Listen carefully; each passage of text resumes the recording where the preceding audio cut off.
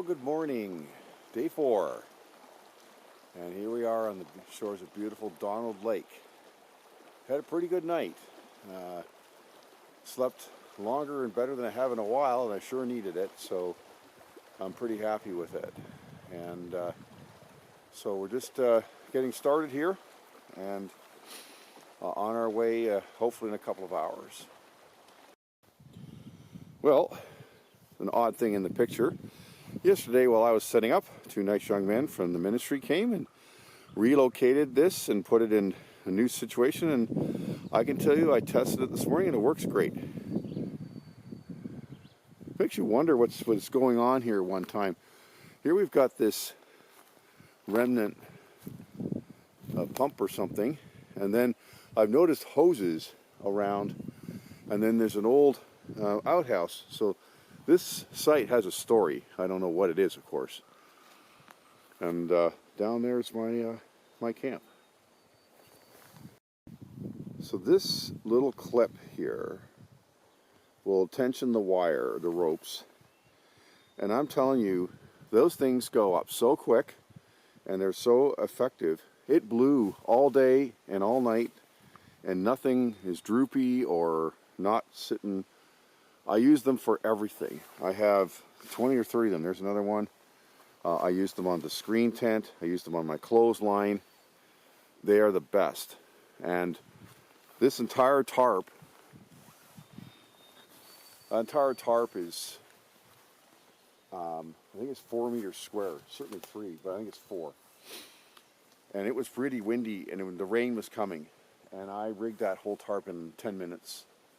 Was it flopping and trying to figure out what tree to connect to and all the rest of it. It just works so well. I couldn't be happier with it.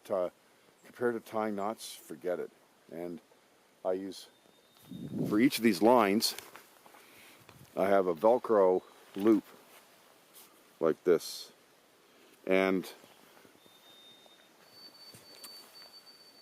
if you coil them, as I was, they tangle, and it's just too much trouble. And so instead, I just bunch them up. I just go back and forth, back and forth, back and forth, and then bunch them up. And so when I open it up, it just falls to the ground. So that's a really nice thing when you're unpacking and it's about to rain or whatever, and you want to deal with that. So I'm just thrilled. The other thing is my clothesline clips right here to the tarp, because it's going to be underneath the tarp. And then, if necessary, and this time I did it a little differently, I clipped it further out. But I also have a couple, I don't know where they went, of those tensioners. And so that can tension this thing if it needs to be shortened up. So really, I mean, there's enough ropes here, and it looks like a sailing ship with them all going every direction. But it really rigged so quickly, I couldn't be happier. Now you got to watch that you don't hang yourself walking around out here, but for the comfort factor, it's terrific.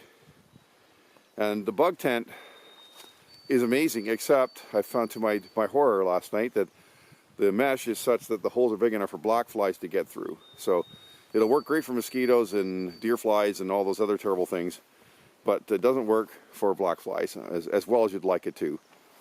So that's unfortunate, but this morning won't matter. It's only 8 degrees and all the black flies are all more or less immobilized because of the temperature. So anyhow, camp seemed to survive the night pretty well, and so I'm on my way to putting things away. So another challenge I had was how to fold up a tarp, not have it full of debris and everything. And so what I've done is I've taken all the strings away except 2 along one side, and I've got these super strong clothespins. So I fold the tarp half up on them, and they're holding it in place. And now I'll simply fold it up from the bottom until I get the amount I want. When I'm satisfied, then I can disconnect one of the wires and begin to fold it up. So there you go. Hopefully it works. So there, I've now folded it up, I don't know, 4 or 5 times. and it's pretty tight. You're not going to do that so easily. Now I have to make it into a small package, so let's see what happens. So my tarp's all gone, and it's in the underseat bag. Got it back in the bag it came in without having to strap it or anything. So I'm very happy how it went away. It took me 20 minutes, which is insane. But I think I was also thinking about it and videoing, and with all the ropes and stuff here, it took a bit longer. I think probably on a more comparative conditions, probably could do it in 10 to 15, and I could live with that, given the advantages of having it up. So I think that clothespin method is a real win. I really like it. Okay, so I'm almost packed up. All the chores are done. All I have to do, pack up the water bag, and then load my big pack, and then I portage back out to the port. The wind's been blowing pretty good all morning. I don't mind, thankfully I'm going to be going with it. My main concern is that the waves don't get too big, but right now I think we're okay. It's just kind of cool out here. I'd say it's only about maybe plus 10, plus 12, but with that 15, 20 kilometer wind, you know, it's it's not spring. So anyhow, we'll see you on the water. This is one of the nicest campsites that I've been to. The only blemish, once again, is because of the rocky terrain. Sometimes it's harder to find level sites. However, here there's more soil in many places than others, and so it's easier to get your stakes in and so on. But the rest of the site is really just as good as it's going to get. So there's my rating, 98.6.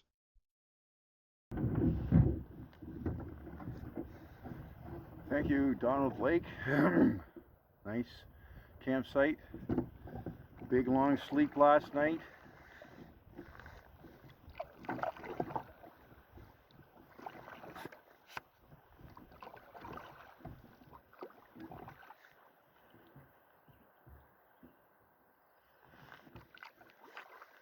So we had as I said, a big sleep last night. Sure needed it. My body was running out of joules, but it worked pretty well. And we have a following wind today, and so hopefully down to the portage here shouldn't be too bad. And at least from here, the waves don't look too dramatic, thankfully. And so, thank you for coming with us. Enjoy the ride. So I don't know how this will pick up on the video, but it's, I'd say the swells are 30, maybe 40 centimeters peak to peak, something like that. But the wind isn't too fierce, and I'm going with it, of course. I'm doing mid 6s to 7, and the boat has been so far very stable in all this. I'm crossing over to be closer to the other shore, which is where the portage to Kukagami is located. Anyway, as I don't have to cross at the bottom end where potentially the water will be rougher. Now that's hard to say, but given everything, this isn't too bad. So let's hope it stays like that, and we can manage this trouble. So in comparison, when I crossed over to Carl Falls Dam on day 1, the seas were twice as high as this at least, and the wind was just shrieking. So there's quite a difference in the sense of it, and it was coming from the side, so it was quite a day. But this new boat seems to be doing a nice job.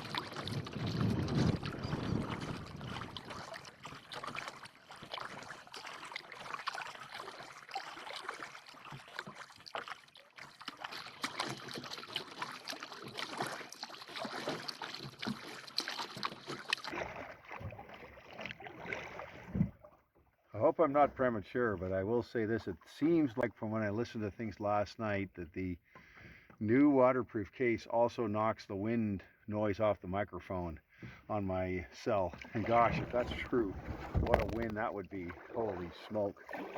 I've really never been able to find another way to do that. So we'll see how this goes, but that looks pretty nice. I will say this, folks. After doing the Donald portage, so that's 880 in one shot with probably 95 pounds, the pack of course being lighter after eating food and everything. No way I'd ever go back to double portaging. There's no comparison. Hands down, wonderful. To do it once and you're done with it. You can pause if you're, if you're halfway along and you're tired or something. Sure, put it down for 5 minutes. Who cares? But there's none of this going back over again. I hate doing that. Take an inventory here on day 4 of my first long trip. Well, let's say long for some of you cowboys out there, but my first overnight multi-day trip with my new toys. The canoe is amazing. It was in as rough of waters I've been in with the red canoe, and it was a champion.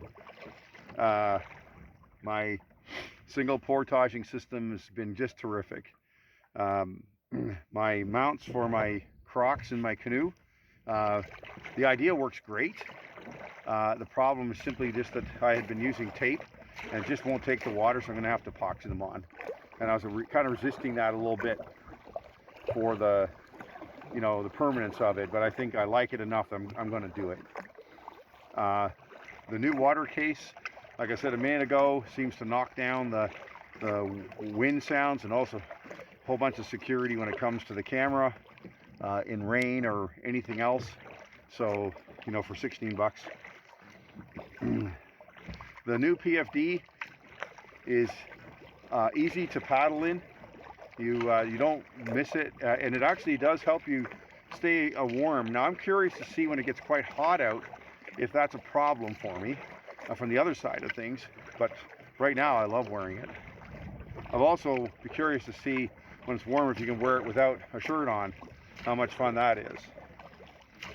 So I bought this T-handle thing for an emergency. So you buy this piece off the internet, and it obviously connects to one of the two halves of the paddle, the double bladed paddle I have. So then I cut this piece of pipe off of a spare paddle so they would adapt to the other paddle. So now I can use either one. Now I thought, okay, it's a gimmick or whatever, and I'm going to pack a spare paddle and everything else. I'm telling you, folks, I use this thing almost every portage. It's amazing. I haven't taken my wooden paddle off yet, and I don't know if I'm even going to carry it in the future.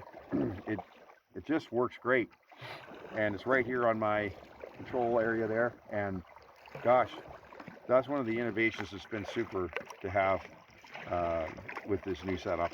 So the underseat bag, I didn't have to use it too much because we didn't get rain and things like that, but to have it carry the tarp and stuff has been just super. The solar panel system worked great. A few little modifications on how it's mounted, but I guess I charged probably at least in total on the trip at least half of the battery, so I got at least 10 amp hours or whatever the voltage is there from the sun. So I'm 4 days in, and my battery still has half its energy, and I've charged all my stuff each night.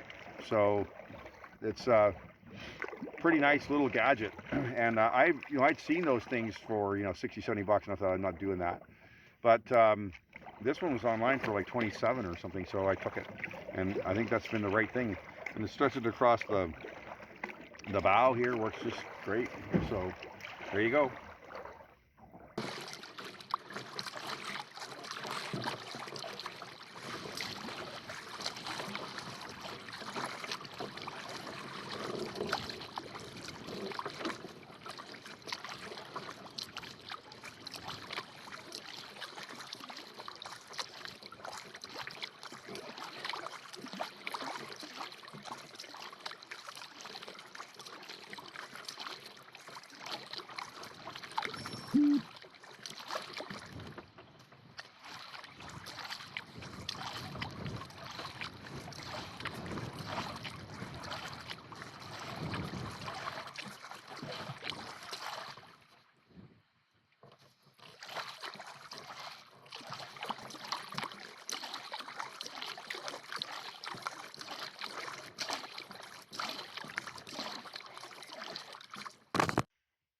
So this is lower Kukagami Lake.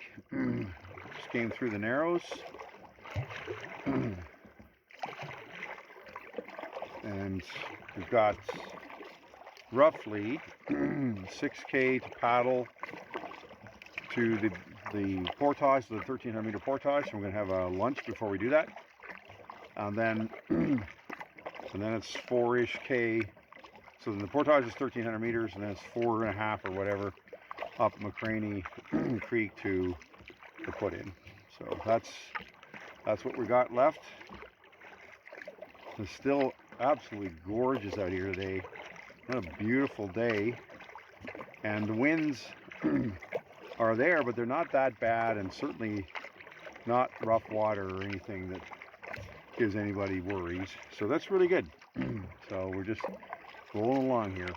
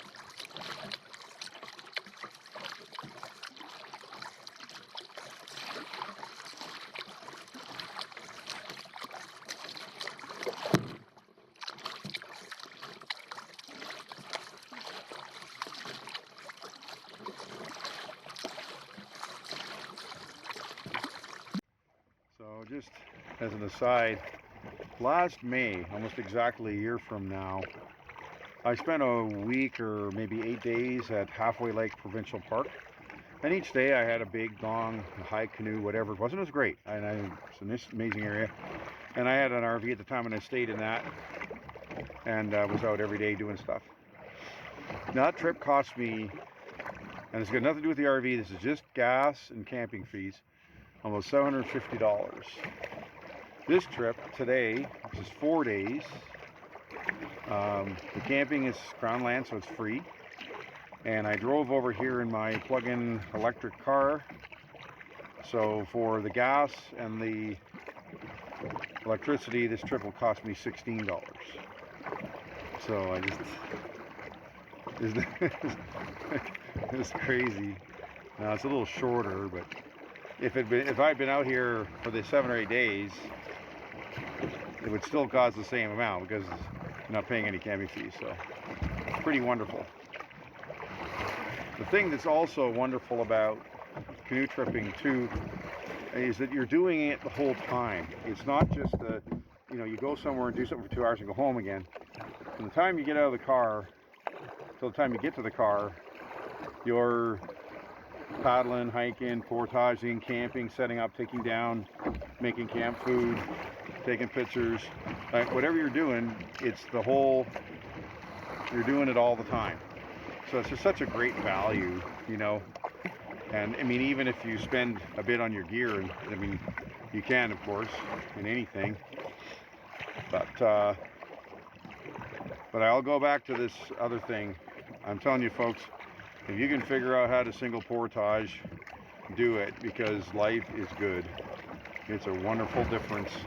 When I put this together, I'm going to show some examples, because I did both the Donald portage before the other way, and also this one coming up here into McLaren with the other doing the double carry. And we'll just look at the times and see, how that makes sense to me. And I realized, like, for years I didn't have the dough to do anything about it, and for years there weren't any light enough canoes to do anything about it. But I turned 65 and I thought, why not? And I did, and it's been wonderful. So and you can lighten your load in other ways. We all know there's smaller things you can do, but that's the big rock. So this is called Klondike Bay. It's the south end of Kukagami, and we're just paddling now towards the long 1,300 meter portage. I'll have lunch first, and then we start and see just how that goes.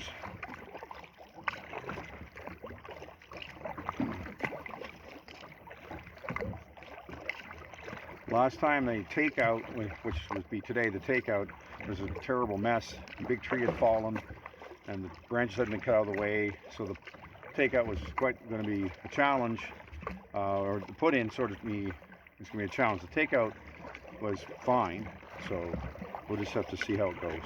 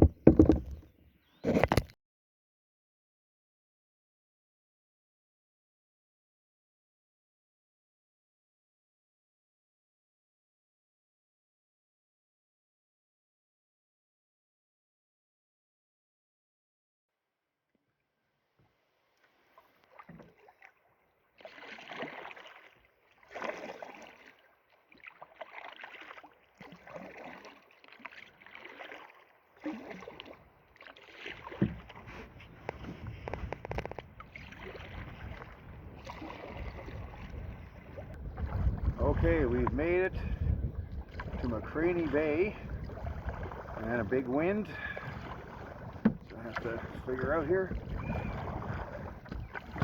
but that's been the trip, so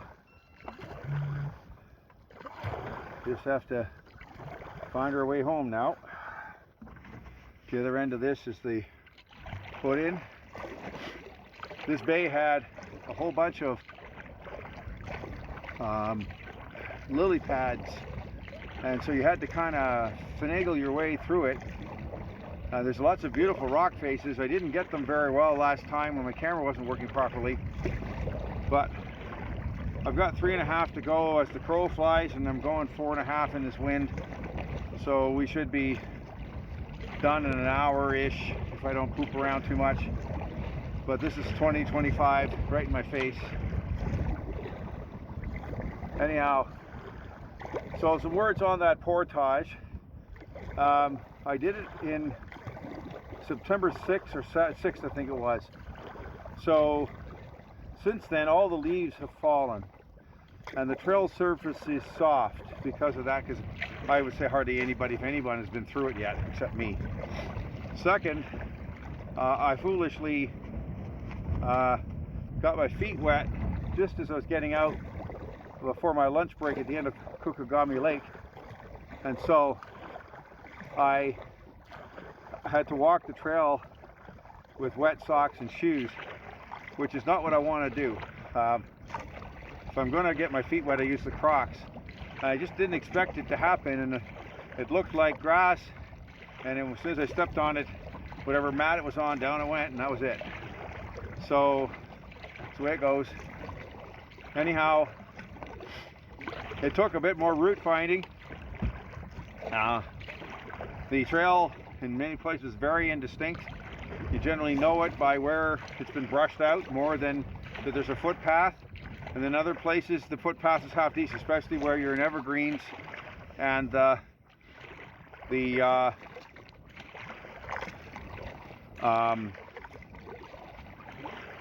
not a lot of leaf fall, you know, in those areas. So that's so I stopped. I got going, had to climb that bit of a hill there, and then I had to stop because I couldn't find the turn and didn't want to be too wrong. So I sorted that out because it was very indistinct and I couldn't see the sign with the canoe in the way. Anyhow, figured that out, then off I went. I knew there was a slope where there'd been a log across where I stopped last time for my second break when I did it in December or in September, and so I thought that would be a marker for me. So that slope turned out to be quite a hill, I'll tell you, and I felt that, but you just take it easy, and I was able to get up there. And then I stopped once again at the road and then here. So in my video I'll do a comparison of the two trips. The one I did in September was only 12 degrees. This is more like 20. That one I did on day 1 with a full tank of gas. This one I'm doing as the final portage on day 4. So there's a little bit of a different set there. But boy, I tell you, once again, gosh, I'm so glad I don't have to go back and carry another thing over that. That was just enough, thank you. So I have about 3 to 4 to go, depending on how much meandering I have to do here, and I'll be back at the car. When I think about this trip, I really look forward to this for a long time. It was my tune-up trip, if you will. A lot of new gear this year, new canoe, new techniques, and otherwise Larry light bulb ideas for camping and stuff. And I wanted to try everything on a trip before I, commit to something where people depend on me being able to do my end, and I let them down because I'm not ready. So this trip turned out to be just perfect for that. We had lots of wind, we had some rough water. I had the site at Carl Falls was absolutely fantastic with the chutes and those big boulders, and it's just an absolute amazing place to see.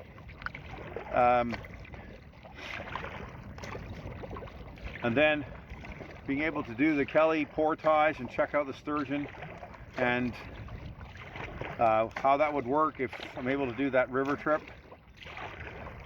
and then doing the canyon portage and getting the chance to stay at Donald and having a chance to rig my bug shelter and my tarp and my clothesline and the whole rang dang do was really wonderful, and how quickly that all came together, and frankly how quickly in comparison it went away. I was cleaned up today in 2 hours and 30 minutes from a cold start in the tent, and literally and I think yesterday it was like 2 hours and 10 or 2 hours and 15, and I had all the tarp work to do today, so I think it went pretty well. Anyhow, let's look at some pretty rocks.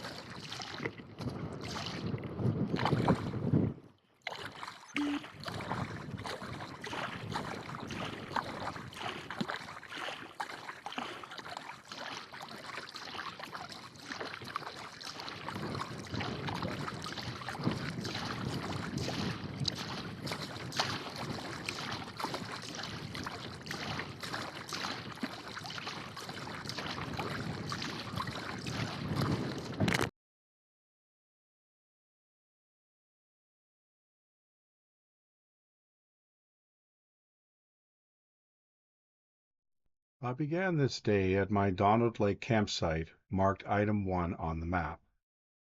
The 890-meter portage from Donald to Kukagami Lake is found at item 2. The narrows between the upper and lower Kukagami Lakes is at item 3. The long 1,320-meter portage to McLaren Creek is found at item 4, and finally my trip ended at the government takeout at the southern end of Matagamacy Lake at item 5.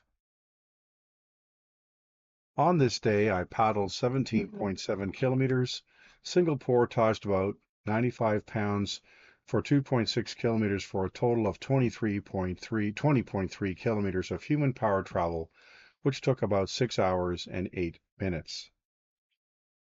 For this entire 4-day trip, I paddled 66.4 kilometers.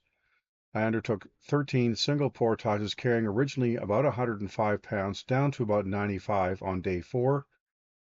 A total of 4.7 kilometers. I hiked 7.8 kilometers, and for a total of 87.9 kilometers of human-powered travel. The total travel time for this entire trip was 24 hours and 38 minutes. Thank you very much for coming along.